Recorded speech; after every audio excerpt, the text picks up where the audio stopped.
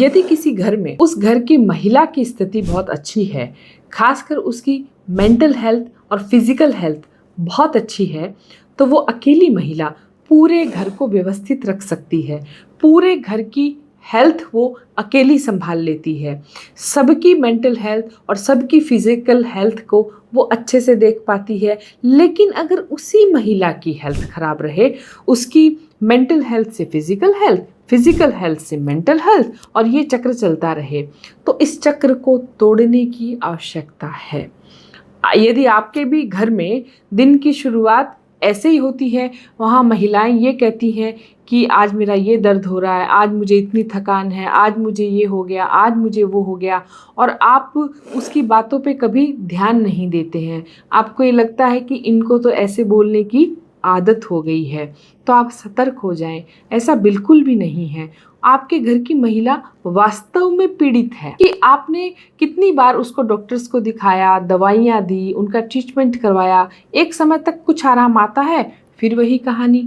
यानी ऐसी महिलाओं की कुंडली में उसका चंद्रमा दूषित होता है। ऐसी महिलाओं की मेंटल हेल्थ बहुत खराब रहती है। इनको हर समय चिंता ही बनी रहती है, नींद नहीं आएगी, कुछ ना कुछ ये मौका ढूंढ लेती है कि किस तरीके से चिंता में रहा जाए। यानी इनका नेचर बन जाता है और आप इनसे दुखी रहते हैं। दुखी रहने की कोई बात नहीं है। इनकी मेंटल हेल्थ की जांच करवाएं, इनकी हॉरोस्कोप दिखवाएं और कुंडली में चंद्रमा के अच्छे उपाय करें। चंद्रमा को शुभत्व, उसकी शुभता प्राप्त करने की कोशिश करें। यही महिला बहुत अच्छी रहने लगेगी। इसका जो दिमागी संतुलन है वो बहुत अच्छा रहेगा और उससे उसकी फिजिकल हेल्थ अच्छी होती जाएगी। इन महिलाओं में बीमारियों का प्रवेश इसलिए होता है कि इनकी बॉडी में एक तो जो ब्लड सर्कुलेशन है वो बहुत धीरे होने लगता है और कमज़ोर ब्लड सर्कुलेशन इनको हर समय थकान देता है, अनिद्रा बना के रखता है।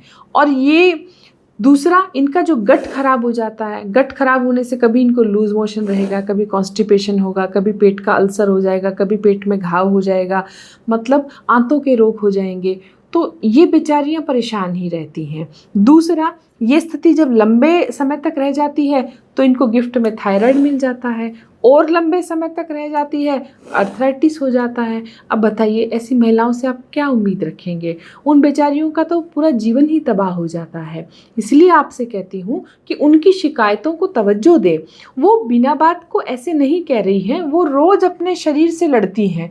उनकी आत्मा अपने शरीर में रोज़ दुख पा रही है। तो उनकी कुंडली में सबसे पहले चंद्रमा की स्थिति को जाने, और अगर आप ये नहीं कर पा रहे हैं तो कम से कम उसको चंद्रमा के जो जनरल रेमेडीज होती हैं वो करवाइए। दूसरा, ऐसी महिलाओं को अक्सर जो है वो शरीर में सूजन यानी शोथ बनी रहती है। उनको ये समझ में नहीं आता है, वो अलग अलग डॉक्टर्स के पास जाती हैं परंतु उनकी समस्या पकड़ में नहीं आती है। आज आप समझ गए होंगे कि आपको एक्चुअली करना क्या है, एक्चुअली रेमेडी किसकी करनी है। चंद्रमा की रेमेडी कीजिए, क्योंकि एक महिला के लिए आप सब कुछ, सारे ग्रहों को एक बार एक तरफ रख दें, उसके चंद्रमा के चारों तरफ उस महिला की घुरी घूमती है।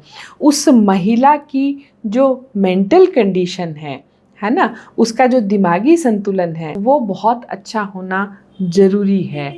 वो भी सुखी रहेगी, आप सब भी सुखी रहेंगे। इसलिए बार बार कहती हूँ कि महिलाओं को अपनी हॉरोस्कोप में चंद्रमा की जांच अवश्य करवानी चाहिए।